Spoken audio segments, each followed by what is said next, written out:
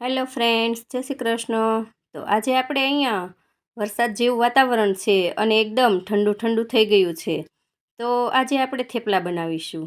થેપલા બનાવવા માટે અહીંયા બધા આપણે આ મસાલા લઈ લીધેલા છે, જેમાં ખમણેલી દૂધી છે, મીઠું છે, હિંગ છે, હળદર છે, લસણની પેસ્ટ છે, આદુ મરચીની પેસ્ટ છે અને બીજું આપણે અજમા અને થોડી કસૂરી મેથી છે. તમારે અહીંયા લીલી મેથી ન હોય તો કસૂરી મેથી પણ લઈ શકો છો. કસૂરી મેથીનો ખૂબ સરસ એવો ટેસ્ટ આવે છે. તો હવે આપણે અહીંયા લોટ બાંધી લઈશું. લોટ બાંધવા માટે આપણે સૌપ્રથમ દૂધી નાખી દેવાની છે. દૂધીમાં ભરપૂર માત્રામાં પાણી હોય છે.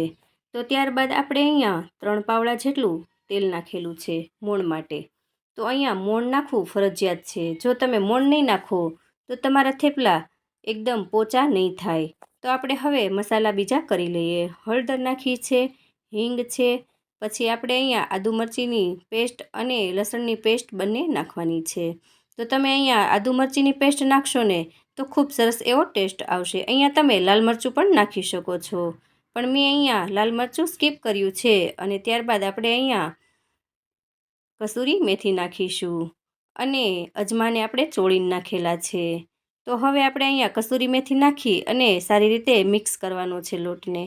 તો અહીંયા હવે આપણે લોટ બાંધવાનો છે, પણ આ રીતે પહેલાં દૂધી હોય એટલે એની સાથે આપણે આ રીતે મિક્સ કરી દેવાનું છે, જેથી કરીને જેટલું પાણી હશે દૂધીમાં એ આ લોટ એબ્ઝોર્બ કરી લેશે.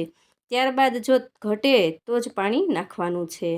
તો આમાં થેપલામાં દૂધી નાખશો ને તો ખૂબ પોચા અને ટેસ્ટ પણ ડબલ થઈ જશે. આજે વરસાદનો માહોલ છે તો થેપલા પણ ખૂબ ભાવશે અને મજા પણ એટલી જ આવશે. તો અહીંયા આપણે લોટ બંધાઈ અને કમ્પ્લીટ થઈ ગયો છે. તો હવે આપણે અહીંયા એનો એક લુઓ લઈ અને વણી લઈશું. તો આ થેપલા છે ને થોડા જાડા રાખવાના છે, જેથી કરીને આપણે એમાં દૂધી નાખેલી છે તેનું પાણી આમાં છૂટતું જશે એટલે લોટ ઢીલો થતો જશે. તો અહીંયા આપણે લોટ તો કડક જ બાંધ્યો છે, પણ તો પણ દૂધીમાંથી પાણી છૂટે છે એટલે એ ઢીલો પડી જતો હોય છે. તો અહીંયા આ રીતે વણી અને અંદર થોડું તેલ લગાવી અને આ રીતે વાળી લેવાનું છે. જો આવી રીતે વાળીને બનાવશો ને તો તમારું થેપલું એકદમ સરસ એવું કૂણું જ રહેશે. તમે બીજે દિવસે પણ ખાશો ને તો પણ એવું સોફ્ટ જ હશે. પહેલાંના સમયમાં આ રીતે વાળીને જ બનાવતા. આપણે હવે અહીંયા ડાયરેક્ટ બનાવીએ છીએ. હજી આપણા બા ને દાદી હોય એ લોકો આ રીતે વાળીને જ બનાવતા હોય છે. રોટલી પણ આ રીતે બનાવે તો એ પણ કૂણી રહેતી હોય છે. તો આ રીતે તમે થેપલું બનાવશો ને તો એકદમ સોફ્ટ અને એકદમ સ્મૂથ જ રહેશે અને કૂણું રહેશે. અહીંયા દાંત વગરના હશે ને એ પણ ચાવી શકશે. તો આ રીતે આપણે અહીંયા થેપલું થોડુંક જાડું અને આ રીતે વણી લીધેલું છે. તો હવે આપણે થેપલાને તળી લઈશું.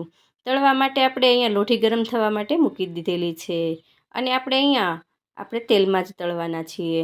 તો આ રીતે હવે નાખી અને બંને બાજુ શેકી લઈશું. તો આ રીતે નાખી અને ફરતે તેલ રેડી દેવાનું છે.